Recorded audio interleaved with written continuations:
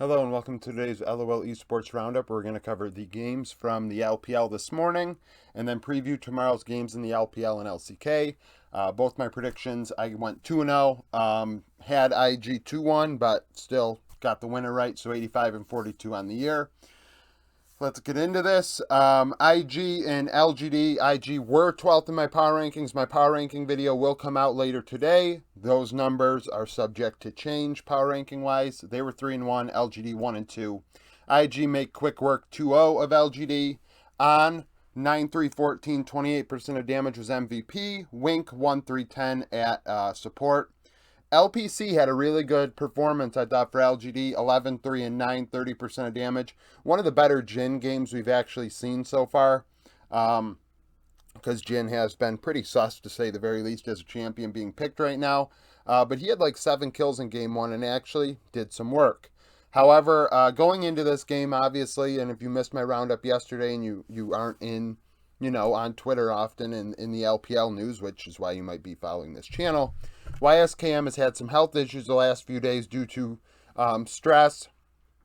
The loss to Thunder Talk last week put a lot of stress on him, made him think he had to play a lot of solo queue, play a lot of Jace to make his Jace better, to the point where he actually gave himself some heart problems at the time.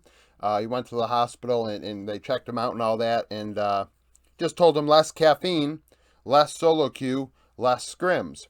All three of these things for his health, right? But he's only like 18, 19 years old. It's an absolute, it's so not okay, right? For an 18 or a 19-year-old to be in a position where their health is so bad that they go to the hospital. Like, people try and like maybe can compare like what they do, but like, did you like feel like you had to go to the hospital? Like, did you go to the hospital? Because that's what he ended up doing. And it's a concern, I think, for the long term of IG. Obviously, health comes first, but like from in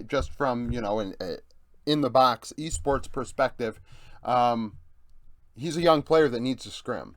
So to split scrims is going to be an issue long term. I think I'm sure they get over this quickly. And maybe he's good enough to be able to skip scrims. I mean, it also affects the other players on the team. This team is made up of a couple players that weren't on it last year, with Gideon and Dove as well. So those are things with this that I think have to be taken into consideration. Now, as far as the games themselves, YSCam was very good in game 1 on the Fiora. Game 2 on the K'Sante, not as good, so that's why I didn't make him MVP. I thought Gideon and Dove had their moments. Dove on an Azir in game 2 was very impactful in a fight in the bot side jungle of blue side, if I recall correctly, that really kind of turned the game for them. Because LGD played it pretty tough, I thought, team fighting wise, but in the end just couldn't get it done. LPC tried his damnedest, right? Jin Zhao did not look very good. He was gapped at the support position. This meta actually should allow for Jin Zhao to, I believe it was Jin Zhao as a role swapped AD carry, so you would think that he'd be able to play the Ashe, the Caitlyn, the Jin, the Misfortune, all these champions that are being played in the support role for double AD carry bot lanes. It just hasn't happened, and Wink just simply outplayed him at that spot because Wink, that is his bread and butter. So, IG, this win is not a shocker to me. Ultra Prime and Thunder Talk both 1 and 2. Thunder Talk win 2-1. Wanfeng leading the way, 10-4-17, 26% of damage. Yao Yao 2-3-27 was MVP. Doggo 11-5-6, 30% of damage. Team's completely different with Yao Yao. Jin Lu's out of there. The team is completely different. For perspective, Yao Yao, I think, played Nami, Heimer, Braum, or maybe Nami, Ashe, Braum. But regardless, we're looking at 3 different champions here, right? 3 totally different champions, and the guy went 2-3-27. I said it last year. I thought Yao Yao was legit. I've been saying it all season long, that he should have been in the lineup. He's in the lineup. Thunder Talk's doing a lot better. Now, it is Ultra Prime, and they did beat IG before that, though. IG was a real team, right? They're in the power rankings. Everyone is on their knees for them. So, legitimately, I think Thunder Talk are a much better team now. Top lane is still a bit of a concern, but in this matchup against Harry, Hoya was very good, especially in Game 3. I believe it was on a Kesante. He was probably their best player in that game. However, over the 3 games, Yao Yao was probably the best. Hoya the best in Game 3. I thought UCal was very good in Game 2 on the Yone. Game 3 was a little sus on the Jace at times. Died a lot. Ching was good in mid for Ultra Prime. Also coming off of his pentakill in the last series he played. Harry had a solo kill, I believe, for Ultra Prime. Ning had some clutch smites. This was a close series, but in the end, the bot lane was the difference. Like, Doggo put up some decent numbers, but only being involved in 17 kills across 3 games isn't probably boding well for you. And also, Baolan did not really do that much. He was not very impact. Like, to say impact in terms of damage, he had none. I think 2 games he had below 100 DPM, and like, yeah, sure, but I mean, people can say, oh, well, he's playing Nami, he's playing Lulu. It's like, I think he played like Heimer and Yumi. Maybe I'm fudging these numbers a bit because I got a lot of numbers in my head right now. But the fact of the matter is, Thunder Talk bot lane beat them up. Hoya played well in Game 3. And like I said yesterday, actually, I might have said in my prediction video, I don't recall if it was a roundup or prediction, but I said, Thunder Talk, the biggest glaring problem is top lane, right?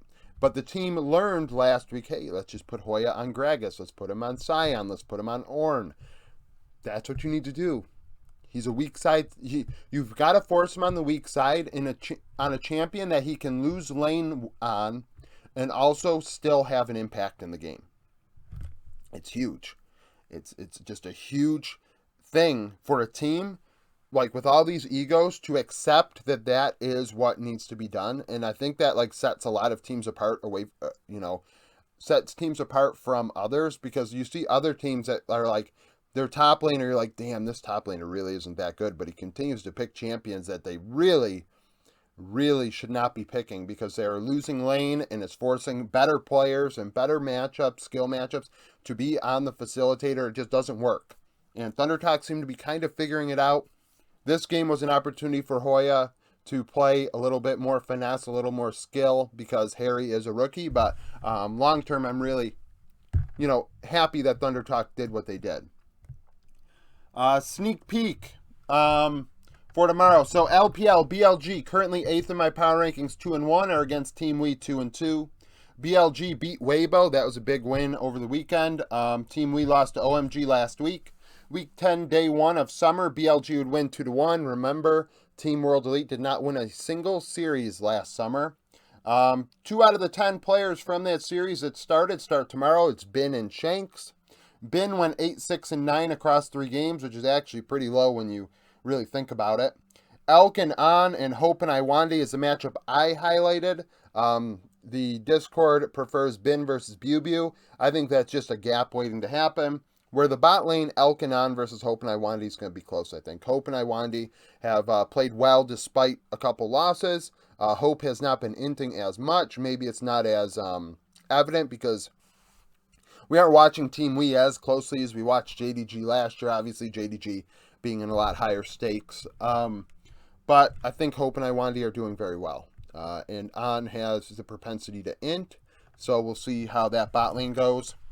OMG and LNG, OMG 2-1, LNG 3-0, 17th in the power rankings. OMG beat Team Wee, and LNG beat Rare Atom. Week 3, day 5 of summer, OMG would win 2-1. Half of the starters from that series start tomorrow. The junglers are the only role that overlaps. Aki went 7-4-26. Tarzan 5-12 and 20. I would still take Tarzan over Aki, but that's how it went last time. Abel, PP God, and LP and Hung is a matchup to watch. I am giving the edge to Abel and PP God in that one. Hung is a bit of an inter, and LP played well last series. Don't get me wrong, Rare Atom got gapped. Scout and LP, and really all of, I might have named, no, I think I named Scout MVP. Like, they just completely crushed him, right? I think Scout had 20 kills in 2 games, like 14 kills on Rise, like absolutely smoked him. This series I think is going to be closer, but I do give that bot lane edge to OMG. Top lane, Shanji and Zika should be a really close one. Giving the edge to Tarzan despite what happened last time in the jungle. Mid lane's probably Scout favorite, so once again, the mid-jungle duo of LNG are going to have the edge over the majority of LPL teams. But at the same time, maybe Shanji has a weird pick. Last series against Team we saw a Rumble, which was fun. I forget what he played, Udyr. So he played Udyr and Rumble over the weekend, and that is why Shanji is in my top 5 top laners in the world. Because he does do things like that, and he's still very young and rather inexperienced at the highest level. So it should be a fun one. LCK, Sandbox, 20th in the power rankings, 4-2 against the Freaks, 1-5. Sandbox lost to Gen G last week, and KDF lost to D+. Week 6, Day 5 of Summer, Sandbox won 2-0. Only 2 of the 10 players from that series start tomorrow, both on Sandbox, Closer and Kale. Closer dominated in that one, had a 10-kill game, and went 16-0-8 overall. Closer and Bulldog is the matchup to highlight. I think Closer has been very hit or miss this year, despite Sandbox's record. I think that Sandbox has benefited from a good bot lane once again, in addition to Willer performing quite well. And that has allowed Closer for opportunities to actually be a little sus. Bulldog's probably been the most... Well, I don't think probably. He has been the most consistent player for the Freaks. And I just don't want him to pick Swain again. I'm not a Swain fan right now. And I think that he has the propensity to possibly carry this game. I think it's going to be closer than people think. T1 and Bro. T1 currently first in the power rankings. I don't know if that's going to be the case after my next upload. T1 5-1. Bro 3-3, 22nd. T1 beat Nongshim. Bro lost to KT. Week 6, Day 4, T1 would win 2-1 in Summer. 8 out of the 10 starters from that series start tomorrow. Lava and Delight being replaced by Karis and Effort for Bro. The top laners overlap. Zeus 13, 6, and 13 in that one. Had a 10-kill Game 3 to win it and seal the deal in that one. Morgan struggled, going 6, 11, and 14. The bot lane is the matchup highlighted, Gumayusi and Keria versus Henna and Effort. Henna has played a very, very good season thus far, a lot better than I anticipated. And Keria is just absolutely doing things in bot lane that stretch your mind. Very The Shy-like. And it's, there's a line, and eventually when you cross that line, I'm like, dude, you're just inting your face off. You need to calm down. But right now, that's the deal with the bot lane. Morgan and Zeus. Morgan's had some good moments as well, but I don't think he really, this meta really, I feel like Zeus hasn't been as impactful as I thought he'd be. And maybe that's just because the bot lane has been so good and so crazy that it's just like overshadowing everything. It's just eclipsing the whole entire T1 team, and it's like Zeus could be dominating, but I'm so focused on Keria, I'm not even like paying attention. So that is a thing. But nevertheless, that's it for the roundup. Like I said, later today, my power rankings will come out, my top 25, so stay tuned for that. If you like the video, like it, subscribe to the channel for daily League of Legends content. Follow me on Twitter, join the Discord, become a YouTube member. $3 a month supports me, keeps the lights on. $10 a month supports me. $3 and $10, you get a badge in the comment section. At the $10 tier, you get my predictions, where I'm going to click stop recording, and then I'm going to click start recording, and I'm going to do my sneak peek of these, predicting how I think those are going to go. So if you want that, that's at the $10 tier, and thanks for watching.